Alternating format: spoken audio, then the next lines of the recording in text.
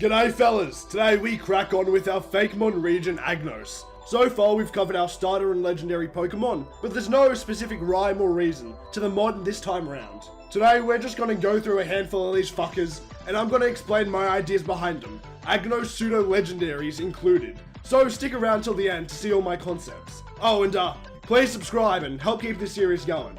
So our regional bird, Pidgeyclone, whatever you want to call it, in Pokemon Brains, Brawn and Beauty, we have Magpie. As an Aussie bloke, magpies are near and dear to my heart, and also my fucking nightmares. So to find that they're Eurasian magpies, I could implement into Agnos was pretty pog. And then I found out Eurasian magpies are massive fucking pussies. So I thought making them the first stage evolution would work fine. Not much going on with him. Little mate just rolls around, mag-prying into other people's conversations. It swiftly evolves into Noxapai, name deriving from the words noxious and magpie, and gains the poison typing. You see, he has come down bad with the case of magpie pox, a disease I know Aussie ones can get. As the middle stage evolution, which is kind of like that awkward puberty stage, the pox are there to resemble acne. This guy, whilst appearing like an Aussie-Eurasian magpie mix, takes after their good old Aussie ones in terms of behaviour. He's a massive bloody cunt, swooping at anyone it sees. And Noxapai, he goes for the ears. This method of targeting a specific body part is supposed to resemble Greek mythology's Caucasian eagle, who fed on the ever-regenerating liver of Prometheus every fucking day. Now with Putrepai, the gloves are fucking off. None of that Eurasian magpie pussy shit. This fucker has gone full down under, or at least design-wise. Putrepai's most recognizable feature is his long, slimy, poison-coated hentai tongue. And, hear me out, there's plenty of good reasoning behind it. First and foremost, magpies represent defamation. You know, the poison tongue. These birds gossip a lot, which directly correlates with the next part of the inspiration. The Holy Church view magpies in a bit of a negative light, you see. The Scots in ye days of old believed that magpies had a drop of devil's blood under their tongues, which is why they didn't mourn the crucifixion of Jesus Christ. Yet another instance of a bad foreign substance connected to the tongue. Oh, guess what? They're also attributed to Dionysus, Olympian god of wine and intoxication, and a poison-loving trainer in Agnos. And then there are the Pierides from Greek myth. The Pierides were 9 sisters who defied the Muses and went head-to-head with them in a singing contest. They got completely fucking shat on and were turned into birds as penalty. Most always as ugly jays, but have sometimes been incorrectly translated as magpies. Now, no one is going to be hearing them sing, and same goes for you once Putrepai gets that poison tongue on you. The poison starts by deafening its prey.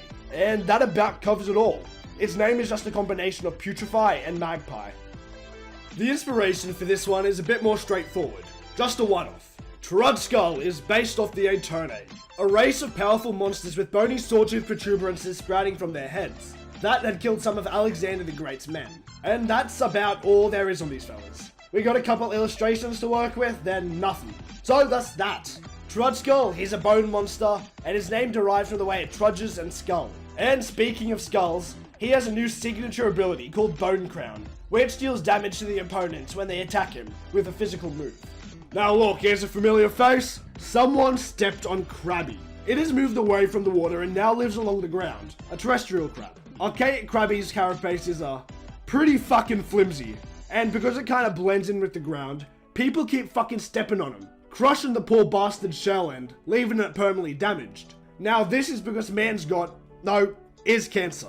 In the second labor of Heracles, when he was up against the Lernaean Hydra, Hera thought it would be mighty funny to send a giant crab to grab hold of the hero's leg.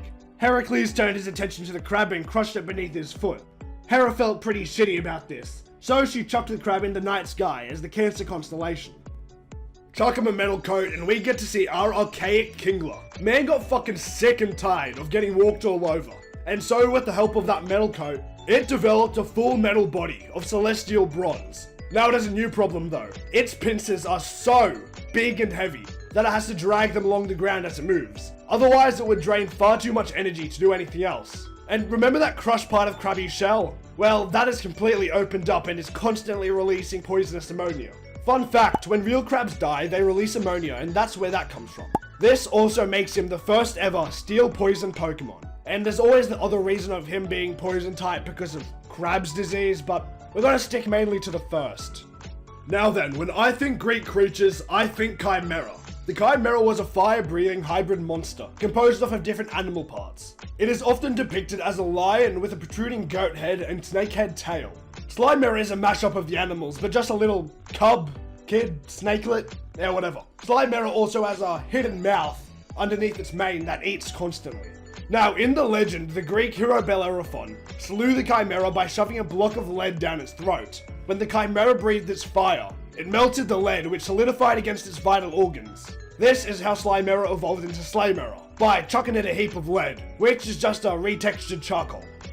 Now, despite being covered in the shit, Slaymera has an irrational phobia of lead, or at least a lead that isn't its own. I mean, it actually has a new signature move, Lead Burst, in which the user spits liquid lead at the opponent, which deals damage and has a 1 in 10 chance of insta-fainting the foe, as long as its level doesn't exceed its own. The etymology of these two is as simple as mixing the words chimera with sly or slay. Some of my favourites now, a fun one. Sobaboon, Tipsape and Mandrunk are just some funny monkeys, eh? Uh-oh. Stinky.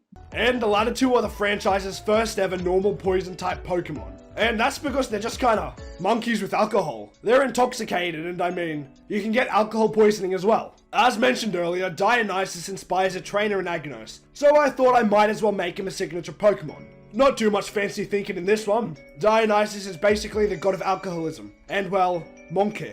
Monkeys, apes, are like people. Hell, they drink and make their own fucking wine. Sobaboon is known as the clean Pokemon. Well, it's actually not very cleanly, but it's clean in the sense that it's not under the influence. Can't say the same about Tipsape and Mandrunk, especially Mandrunk. I mean, he is so fucking wasted that he developed his own signature move, Blackout Blow. This move does a truck ton of damage, but it ain't gonna be easy to stay upright once it's performed. Mandrunk is either gonna pass out or get really fucking confused. For the names, Sobaboon is a sober baboon, Tipsape, tipsy ape, and Mandrunk is a mandrill, but man is he drunk. Wailmer is another regional variant we have here in Agnos. So while the stock standard Wailmer is a blue baleen whale, archaic Wailmer is a toothed sperm whale. As you can see, Wailmer's jaw is its strongest asset. And he's awarded Dark Pokemon now because of both its envious and gluttonous nature, as well as its thirst for blood. Our archaic Wailord is also a dangerous fucking force to be reckoned with, as it is actively hunting for food and it isn't picky. It'll eat just about anything it can get its jaws on, and will go to extreme lengths to get that good shit. This Wailord, whilst a little smaller than the original, is way fucking scarier. It pulls inspiration from the sea monster Cetus, who was the whale constellation. This monster was sent by Poseidon to take a bite out of Princess Andromeda, but was slain by Perseus, who stopped the sacrifice. I also wanted to make a fun, unique gimmick Pokemon, so for this one I came up with my concept before the Greek roots. My thought process for this one was along the lines of leveling backwards, having its best stats at level 1 and losing stat points as it levels up. Trainers using Solking have to find the balance of stats and a good moveset. When either given an Everstone or reaching level 50, Solking will be forced into its next evolution, Solakid, who works the same. He has even worse stats, but a pretty good fucking moveset. The inspiration I found that I could slot in was that of the Autochthonous, the children of the soil. They arise from the ground like plants, and during the time their race lived, periods in which the motion of the universe would be reversed occurred. As a result, they would come out as old men and return to their childhood as they grew. The names are just a combination of a soil anagram and kid/king. And now for our long-awaited pseudo-legendaries. For these bad puppies, I wanted the biggest, baddest monsters Greek mythology had to offer. Not quite gods, but powerful enough. So which beings are up for the task? We have two. Typhon and Echidna, the respective mother and father of monsters. There are a couple different descriptions of Typhon across various literary pieces. However, the general consensus is that of a winged humanoid with 100 snake or dragon heads with fiery orbs for eyes, hence the dragon fire typing. One of these also describes him as having 2 snake tails for legs. This monster is a fucking badass, and even went as far as battling Zeus in a cataclysmic event for supremacy over the fucking cosmos, though he did lose. He is also the father of monsters, laying the pipe that gave birth to Greek mythology's most famous creatures. The evolution line of this pseudo-legendary follows some archetypes, that of the lover, provider, and sage. Garofon represents the lover. He is just a naive little draconic fella, as associates with the archetype, he embodies youthfulness, innocence, and just having a vibey time. He wears his emotions on his sleeves, or more accurately, in his flames. The more intense the emotion, the more intense the fire. The provider is Androphon. These Pokemon think of themselves as being incredibly mature, despite this not being the case. The cocky little fucks just kinda like to show off and brag a whole lot, boasting about their accomplishments, and bringing in hordes of food in competition. This is their way of providing for the family. Finally, we have Paraphon, the last evolution and our Typhon stand-in. Paraphon will teach its offspring survival techniques, battle prowess, and pyromania. Skills they had harnessed through the life lessons and experience they had gained in their youths, as reflects his archetype of the sage. Paraphon also doesn't sleep, as Typhon didn't either, and this fact runs through the abilities of the evolutionary line, excluding Garafon, who just sleeps less. His signature move is Keeper's Will, wherein which Paraphon will sacrifice all of its HP for a burst of intense draconic power. It's basically a dragon-type self-destruct. Echidna, Typhon's mate and mother of all monsters, is described as an irresistible nymph from above the arse, but below was a great and awful snake half. As nymphs are nature spirits and draw off the natural energy, as well as Echidna being a mother, I made her a fairy type, but because she is like fucking crazy bitch evil, I made her a dark fairy.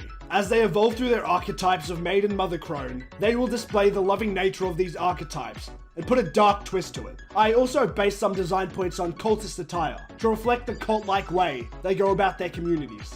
Akalas is the maiden, pure, innocent, ready for new beginnings. As a hopeless romantic, every waking moment is spent chasing a new partner. She is always looking for her one true love. The thing is, she's only doing this because she's a massive fucking attention whore. And no, she does not take rejection well. And if a Pokemon decides to quote-unquote break up with Akalas, so help them God. Before no time, they'll have an Echidmere ready to decimate their entire existence. Women, am I right? Just kidding, just kidding. Shadowna cares for other Pokemon as if she were a mother. She distributes all the food that it gathers to the younger Pokemon. She will pick them up when they fall, and she will treat them with kindness. All she wants is for the Pokemon to grow up to be big and strong, loyal, dependent, and easily manipulable. It's quite sad. These little creatures look up to Shadowna, but to her, they are no more than pawns, tools to further her own ambitions. Now Echidmere is on a whole new level of crazy bitch. She's the crone, wise and ready to pass on her teachings to her offspring. As their bloodlines are already imbued with extraordinary ability, Echidmere's expectations are very high. Spartan rules. If they don't meet the cut, they get the boot. This fun little detail about Echidmere pulls from a story about the Scythian Echidna, who ends up fucking Heracles and having 3 kids. Heracles left her a bow and a belt, telling Echidna to keep whichever child that grew to draw the bow and wear the belt, whilst banishing the other 2. Her signature move is a bit of a contradiction in of itself. It's called Nurturing Wrath. Like a doting mother, Echidmere will think of its close ones and their accomplishments, until quickly remembering how completely and utterly disappointed she is. Powered up by her wrathfulness, she will deal a heavy blow, but it will decrease her special defense. In Greek myth, Typhon and Echidna birthed many famous monsters. Cerberus, Orthrus, the Lernaean Hydra, Gorgons, Chimera, the Sphinx, and Nemean Lion. Plus a couple more depending on who you ask. So when you leave a Paraphon and Echidmere together and let them do the dirty, you have a chance for any one of the Pokemon based off of these creatures that pop out. The etymology behind the names. Garoto means boy in Portuguese. Andras means man in Greek. Pa means father in Catalan, and obviously the fon comes from Typhon.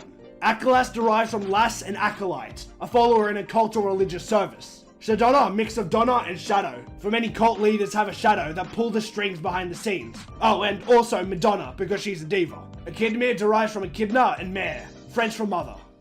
And there she is, a fuck ton of Fakemon for yous, including our early birds and pseudo-legendaries. Thank all of you for sticking around and subscribing. It honestly means so fucking much. Anyways, look forward to the next Agnos installment. It's a big one.